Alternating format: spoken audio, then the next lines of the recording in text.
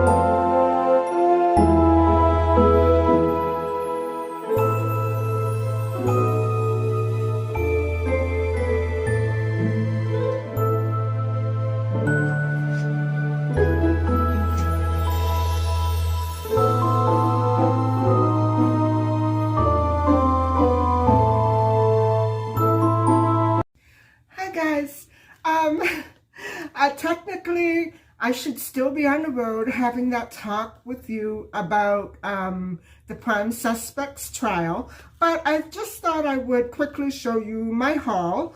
And all in all, I spent approximately $85. And guys, I had nothing left. I had nothing. So I have to, kind of start from scratch. So let me flip the view and I'll show you what I bought for this week. So I managed to pick up some breadsticks and a bunch of fresh basil right there. And I had absolutely no more onions left. So even anticipating the upcoming holiday, I may be doing some cooking. And these are for my salads. Those are for cooking. And so hopefully that will last me a while. And then I decided to go in with more protein, which, guys, I have, one day yes, one day no for my salad. I love chicken in my salad. And so I picked up that.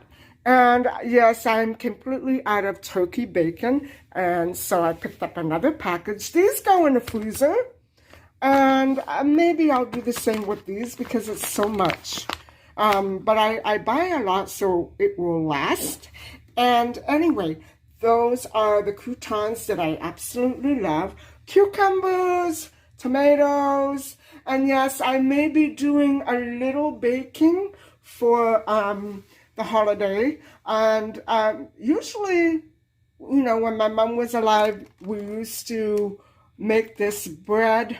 It's sort of like a very moist cake, but it's cheese. I bought some breadcrumbs because I'm out of breadcrumbs and I need them for cooking. Some tangerines And yes, I want to try that. Maybe it's not going to be that great for me, but I want to try that. And yes, I bought some spring mix, arugula, and baby spinach. And all in all, this came to approximately $85.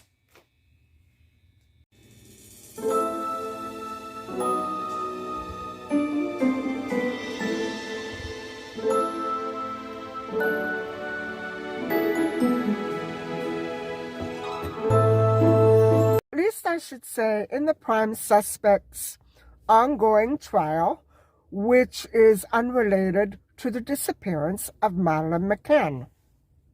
Now, as you know, or as you may not know yet, the Madeleine McCann case is something that surrounds the disappearance of a very young British toddler, a young British tot who vanished in May 2007 while she was vacationing with her family, her parents, and her twin brother and sister, Sean and Emily, in Praia da Luz, Portugal, in 2007. And so word has it that the disappearance of Madeleine McCann, which occurred around 10 p.m. at night as the children lay sleeping in their beds, and the McCanns were dining, the parents, Kate and Jerry, were dining very close by, downstairs by by the pool, in their holiday resort villa. Now, to this day, the child has not been found. Her remains have never been discovered. We don't know what happened to her. And it just so happens that the prime suspect is being tried for other crimes that are more or less related to the Madeleine McCann case in terms of timing and geographical location. And so one of those cases that is being heard is the case of Hazel Behan, a 20-year-old, she was 20 years old when it happened, an Irish travel rep who was then temporarily living in Portugal, near where Madeleine McCann vanished, and she was attacked by allegedly the prime suspect, and I believe it was 2005, before Maddie McCann vanished. And so now I've been gathering little bits of information here and there regarding the progress of this trial. And one of the developments that have been coming out slowly with this case, or 5 or 6 other cases that are related, is that Hazel Behan had the opportunity to confront the suspect because he was masked at the time, and he was never actually positively linked with DNA to Hazel Behan's attack. And I went over Hazel Behan's attack in November before Vlogmas. And so if you want to hear all about it, you can just scroll back, and I have her case laid out there. And so she got a chance to tell, the prime suspect how she felt, what she went through. It was very therapeutic for her, and I know that it is very almost essential and therapeutic for victims who cannot find closure to things that have happened to them in the past because of situations like this, where we could not positively ID Hazel's attacker. So, yeah, that's sad. And so another development is that, well, the trial was adjourned for about a week's time because of some ethical glitches in the case. They had to reestablish new jury members, and so that took a little bit of time. But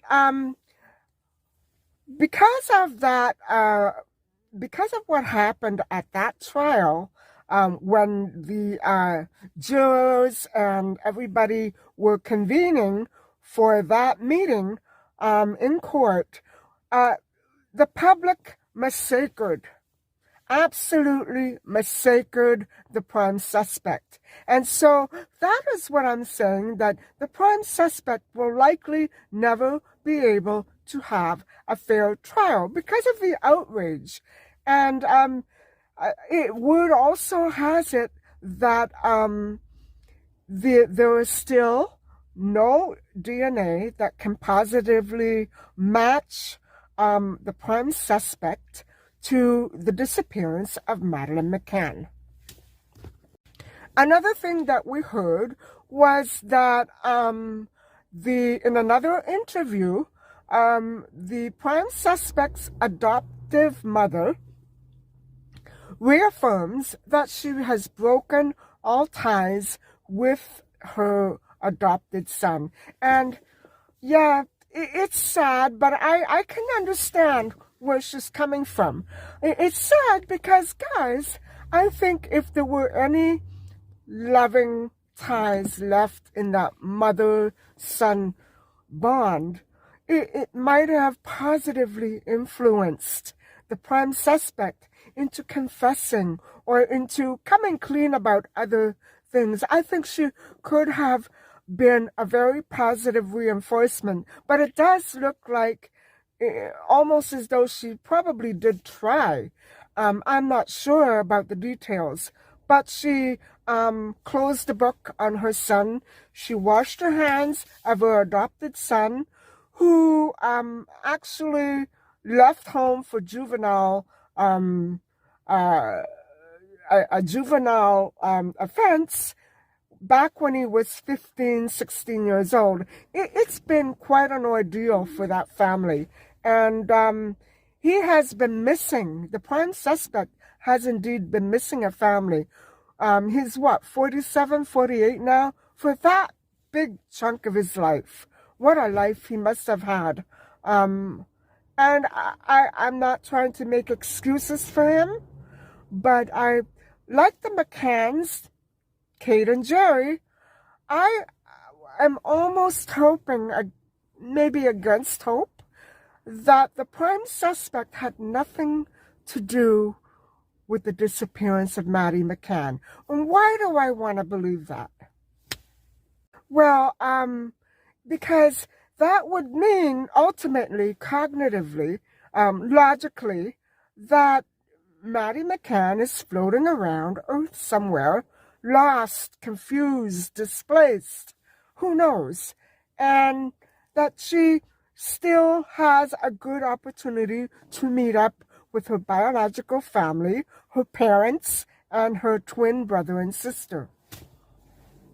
But I'm not altogether too hopeful of that. And I don't know what happened to Maddie McCann, but it doesn't look like she may be returning home anytime, or at least anytime soon. And so in a different new development in this case, coming out of the court transcripts, and that would involve directly the disappearance of a British citizen, Maddie McCann. This same suspect was accused by his former friend, Manfred Seyfarth, of maintaining what people would probably call a gloomy, dark, and horrific-looking dungeon in his old farm in Portugal, where he allegedly tied up victims and documented their attacks. Now, you know, I don't know the details of this footage. However, I don't know, for instance, if he was masked or if he was easily recognizable in the footage, or maybe if it was simply a, a, a, a movie that he may have purchased underground in the black market. I don't know any of these details, so we'll have to sit tight and wait and see. Manfred has recently also testified that he saw a video in which the accused himself did assault a girl while she was tied to a post. Remember, we were talking about this in my in a recent episode. While she was tied to a post in a small room in that contained basic furniture, and this would be in Portugal. This would be where the young girl was abducted in Portugal allegedly by the defendant and prime suspect. Another development claims that another friend or acquaintance named Bushing broke into the prime suspect's home, and he did actually take something from that home. And so what was this object that he took? He supposedly stole a camera there that did document previous assaults. It was this apartment actually,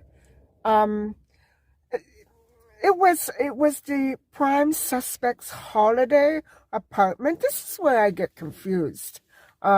These details are not very clear because the prime suspect allegedly also had been renting out a farm close by. And so in this friend's version, Bushing says that he broke into the prime suspect's holiday apartment near the resort where Maddie McCann was last seen. And he did take that camera that documented other previous assaults. Bushing and Manfred thereby got together and had themselves a look at all this stuff. Essentially, this video was highlighted a 2006 attack, and where the prime suspect assaulted a young woman. And following this discovery of that footage, and as I said, I don't know how recognizable the prime suspect is, these two men passed the footage on to local Portuguese police. When exactly they did this, I'm not too sure. Bushing took his testimony one step further than Manfred and allegedly claimed that the prime suspect was and is a psychopathic monster. Bushing claims that the prime suspect indeed did abduct Maddie McCann from her bedroom in the holiday apartment in Praia da Luz, Portugal, 2007.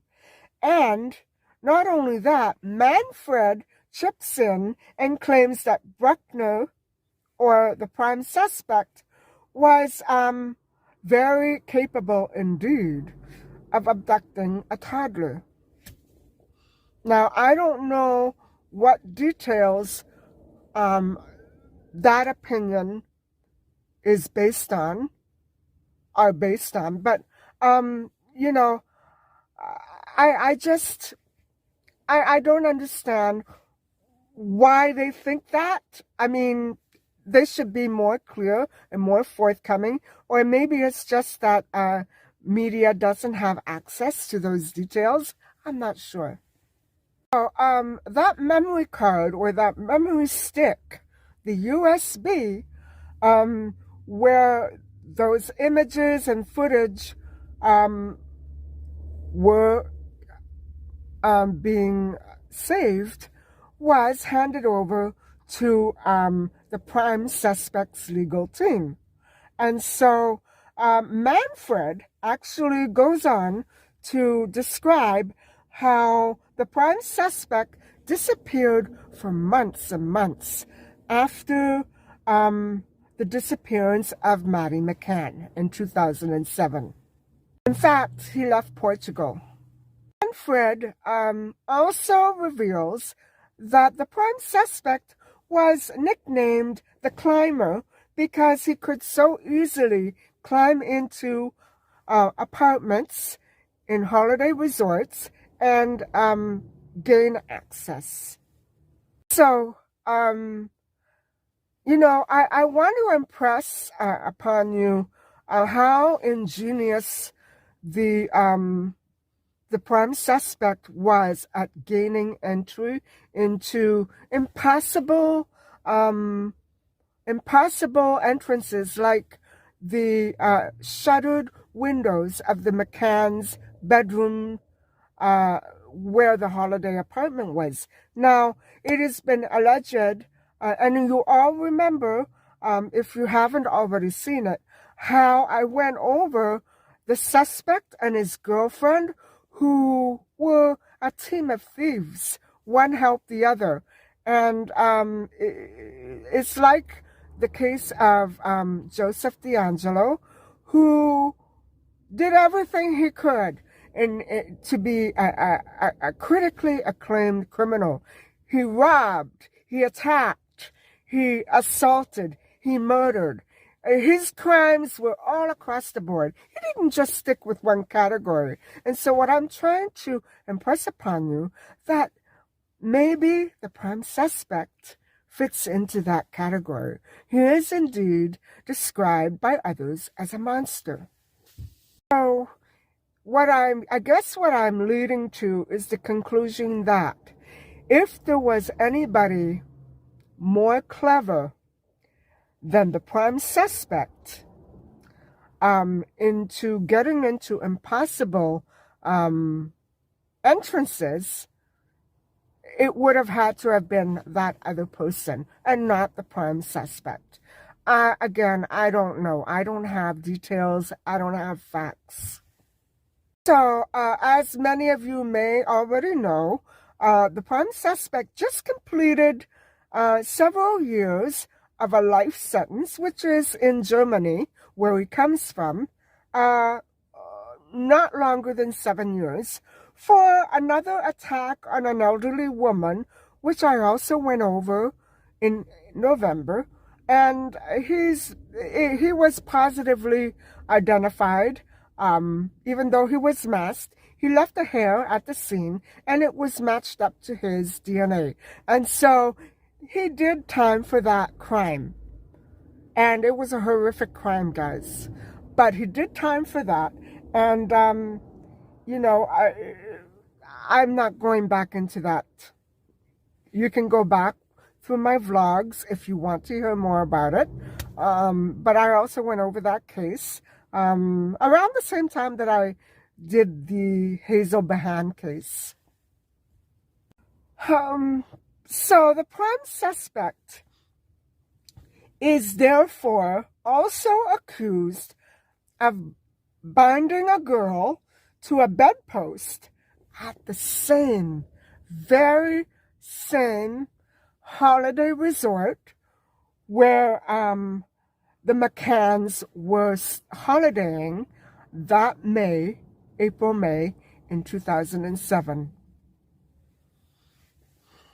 However, as for Maddie McCann, the prime suspect continues to deny any involvement.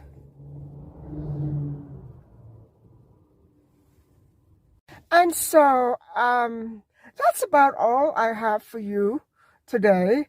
I just thought I would throw in all of these little tidbits I've been hearing here and there and reading and thinking about, and just put them all together and let you know what's been going on it's by no means over. The trial is still ongoing and probably will be for several months.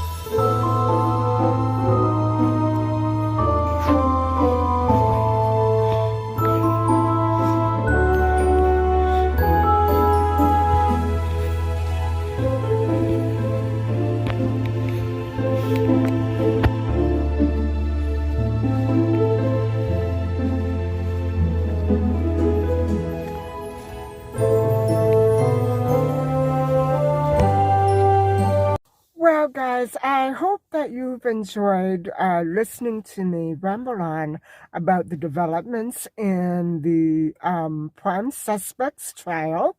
And I do hope that you eventually consider subscribing if you want to stay up to date with these episodes and other episodes that I do from time to time, such as Titanic Stories and My Vintage Life, My Messy Italian Kitchen. I'm not about one category, I guess. So anyway, guys, I hope that you've enjoyed this. Thank you very much for listening and watching, and take care.